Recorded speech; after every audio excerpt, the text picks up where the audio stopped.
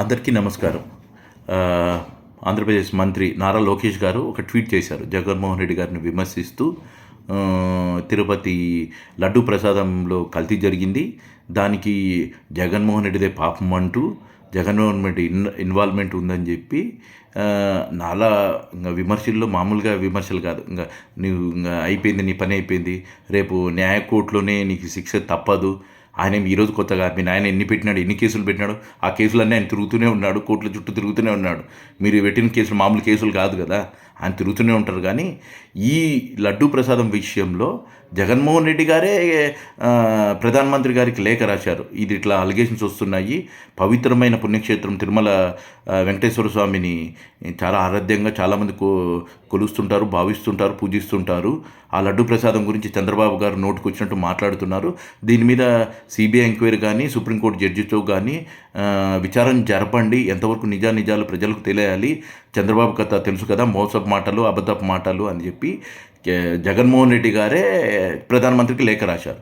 So ఈయన tweet చేసి నువ్వు శిక్షకు రెడీగా ఉండని. ఆయన రెడీగా ఎప్పుడూ రెడీగా ఉంటాడు. ఆయన పారిపోయే క్యాండిడేట్ కాదు. మీ మాది ముగ్గురు, నలుగురు, 5 మంది ఉంటే కానీ పోటీ చేసే క్యాండిడేట్ కాదు. ఆయన సింగిల్గా ఉంటాడు. ప్రజలకు మద్దతుతోనే నేను గెలవాలనుకుంటాడు, ప్రజల కోసమే అనేది అంటారు. సో టాపిక్ డైవర్షన్ వద్దు. చంద్రబాబు నారా లోకేష్ గారి ట్వీట్ను చూద్దాము.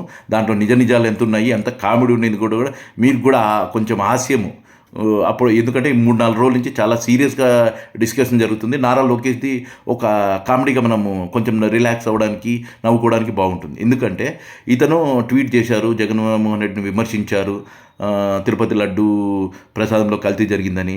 ఆయన ఒక ఎక్సెల్ షీటు అటాచ్ చేశారు ఆ ట్వీట్లో. మీరు కూడా చూడండి, నేను చెప్పేది కనుక మీరు కూడా ఆయన అకౌంట్లోకి వెళ్ళి, నారా లోకేష్ గారి అకౌంట్లోకి వెళ్ళి ఆ ఎక్సెల్ షీట్ చూడండి. అతను ఏం చెప్తున్నా అంటే 2-3 పాయింట్లే, ఎక్కువ పాయింట్లు లేవు, అన్ని పాయింట్లు ఏమొద్దు, 3 పాయింట్లు తీసుకున్నా మీకే నవ్వు వస్తుంది లేదా మీరే డిసైడ్ చేసుకోండి. ఒకటి, ఆయన పెట్టిన ఎక్సెల్ షీట్లో 12/4/24 అంటే 12/4 అంటే ఏప్రిల్ 12, 2024లో నెయ్యి ట్యాంకరు వచ్చింది. 12 జూన్ 2024లో శాంపిల్ టెస్ట్ చేశారంట.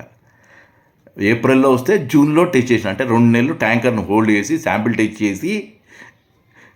శాంపిల్ టెస్ట్కి పంపించినామని అంటున్నాను. 2 నెలలు ట్యాంకర్ను హోల్డ్ చేస్తారా అండి? ఏదో వాడినన్నా వాడింటారు, ట్యాంకర్ రిజెక్ట్ అయినా చేసి ఉంటారు.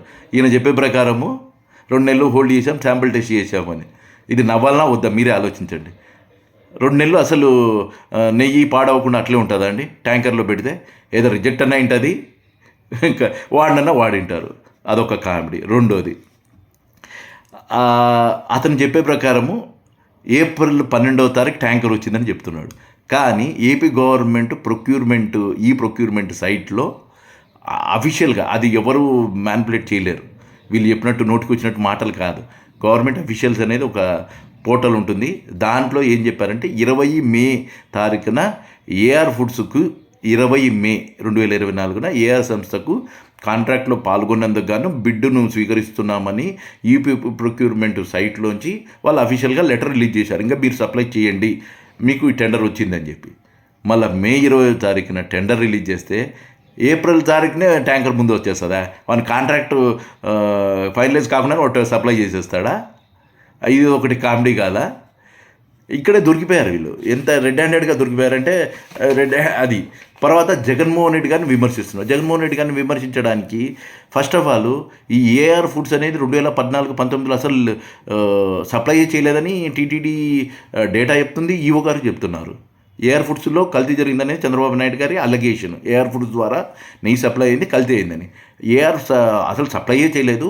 ఏఆర్ ఫుడ్స్ ఎప్పుడు సప్లై చేసిందనేది ఈవో గారి వివరాలు చూడండి. అది వివరాలు ఏం చెప్తున్నారు ఈవో గారు, శ్యామలరావు గారు ఏం చెప్పారు? 12 మార్చిలో 2024లో టెండర్లు కాల్ చేశాము. మార్చ్ అంటే ఎలక్షన్ పీరియడ్ ఎవరికి? ఆపద్ధర్మ ముఖ్యమంత్రి జగన్మోహన్ రెడ్డి గారు. ఆయన ముఖ్యమంత్రి కాదు. ఎలక్షన్ కమిషన్ హ్యాండ్ ఓవర్లోకి వెళ్ళిపోతుంది. మీనా కుమార్ హ్యాండ్ ఓవర్లో జరిగింటుంది. సో అంటే మీనా కుమార్ జరిగిందని నేను అంటలేదు, అతని ప్రకారమే జరగాలి, ఎలక్షన్ కమిషన్ ప్రకారమే జరగాలి. ముఖ్యమంత్రి డిసిషన్ తీసుకునే ఛాన్స్ లేదు, జగన్మోహన్ రెడ్డి గారు తీసుకునే ఛాన్స్ లేదు.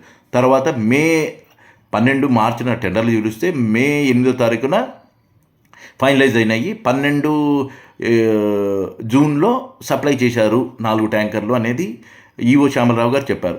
4 ట్యాంకర్లను కూడా ఎస్ వాల్యూ డిఫరెన్స్ రావడంలో సస్పెక్టింగ్ అని చెప్పి రిటర్న్ పంపించారని చెప్పారు. రిటర్న్ పంపించినప్పుడు వాడనప్పుడు ఎక్కడ కల్తీ జరిగింది? లడ్డూ ప్రసాదం ఎట్లా అపచారం జరుగుతుంది? మళ్ళీ జగన్మోహన్ రెడ్డి గారికి అంటగడతారు. అసలు ఇది మీ ప్రభుత్వంలో జరిగింది. చంద్రబాబు గారికి జగన్మోహన్ రెడ్డి గారికి ఏం సంబంధము? చంద్రబాబు గారు ఎట్లా జగన్మోహన్ రెడ్డి గారికి అంటగడతారు? ఇప్పుడు మీ 100 రోజుల పాలనలో మీ వైఫల్యాలను కప్పిపుచ్చుకోవడానికి నేను తిరుపతిని వెంకటేశ్వర స్వామిని వాడుకుంటున్నామంటే నిజాయితీగా ఒప్పుకోండి, మేము వాడుకుంటున్నాము, ఎంతనో వాడినాము, తిరుపతి వెంకటేశ్వర స్వామిని కూడా వాడతాము. మాకు తిరుపతి వెంకటేశ్వర స్వామి అన్న పెద్ద లెక్కలేదు, మా రాజకీయాలకు ఎవరినైనా వాడుకుంటాము. హిందువుల మనోభావాలు దెబ్బతింటే మాకెందుకు? మేము అన్ని జగన్మోహన్ రెడ్డి పైన నెట్టేస్తాము, వాళ్ళందరూ జగన్మోహన్ రెడ్డి ఇంటిపైకి పోతారు, నాకేం సంబంధము? నా రాజకీయం పబ్బము. పబ్లిక్లో ఈ 100 రోజుల పాలనలో మా వ్యతిరేకతలు ప్రజలు డిస్కస్ చేయకూడదు, చర్చ చేయకూడదు, ఎటువంటి ఇష్యూలు మనం డిస్కస్ చేయకూడదు. ఈ 100 రోజుల పాలనలో జరిగిన అన్యాయాలు, అకృత్యాలు, ఫ్లడ్స్ వల్ల ఎంతమంది నష్టపోయారు, సూపర్ 6 ఇవన్నీ ఏం డిస్కస్ చేయకూడదు అనే ఉద్దేశంతో చంద్రబాబు నాయుడుకు సృష్టించిన ఒక కట్టు కథ. ఇక్కడ కల్తీ లేదు, అపచారము జరగలేదు. అదే తిరుపతి లడ్డు ప్రసాదములో కల్తీ నెయ్యి. చంద్రబాబు మాటల్లో నేనైతే చంద్రబాబు గారిని తిడతాను ఇంకోసారి ఈ మాట అన్నాడు, తిరుపతి లడ్డు ప్రసాదంలో అనిమల్ ఫ్యాట్ కలిసింది అని. ఈ మాట అనొద్దు చంద్రబాబు పదే. జరగలేదు. అసలు ఈవో గారు చెప్తున్నారు 4 ట్యాంకర్లు రిటర్న్ పంపించామని ఈవో గారు క్లియర్గా చెప్తున్నారు. మీరు వాడారు అంటారు. అరే నీ ఈవో గారి మాటలు మాట్లాడాలా, నీ మాటలు వినాలనా? నువ్వు రోజుకో మాటలు మాట్లాడుతుంటావు, కానీ ఈవో గారు అట్లా మాట్లాడరు కదా. అధికారి ఈరోజు ఈ శ్యామలరావు గారు ఉంటారు, రేపు వేరే వాళ్ళు XYZ ఉంటారు. కానీ వాళ్ళు డేటా అనేది ఒక SOP ఉంటుంది, ఒక స్టాండర్డ్ ప్రొసీజర్ ఉంటుంది. ఏ దానికైనా ఒకరు డిసిషన్ తీసుకునేది కాదు, దానికి ప్రొక్యూర్మెంట్ టీం ఉంటుంది. ఆ ప్రొక్యూర్మెంట్ టీంలో కూడా బీజేపీ నాయకులు ఉంటారు, జగన్మోహన్ రెడ్డి గారు ప్రొక్యూర్మెంట్ టీంలో ఉన్నారు. అంటే పర్చేసింగ్ టీంలో, ప్రొక్యూర్మెంట్ టీంలో అంటే పర్చేసింగ్ టీంలో కమిటీలో బీజేపీ నాయకులే, అది కేంద్ర నాయకులు రికమెండేషన్ క్యాండిడేట్లే ఉన్నారు. జగన్మోహన్ రెడ్డి గారు ఉన్నారు దాంట్లో. వాళ్ళైనా చెప్తారా? దాంట్లో వాళ్ళైనా చెప్పరా ఇది కలిసి జరుగుతుందని? ఒక టీటీడీ సంస్థ అంటే చిన్న సంస్థ కాదండి. ఒక ఏపీ ప్రభుత్వానికి ఎంత స్ట్రక్చర్ ఉందో ఇక్కడ కూడా అంత స్ట్రక్చర్ ఉంది. ఒక పద్ధతిగా ఏదైనా ఒక ప్రొసీజర్ మాదిరిగా జరుగుతుంది. చంద్రబాబు చెప్పినట్టు అంత లైట్గా జరగవు డిసిషన్స్, కానీ ఏ తప్పులు అంత ఈజీగా జరగవు. కానీ చంద్రబాబు వాడుకుంటున్నాడు. సో తిరుపతి లడ్డు ప్రసాదము చాలా పవిత్రమైంది. నమో వెంకటేశాయ.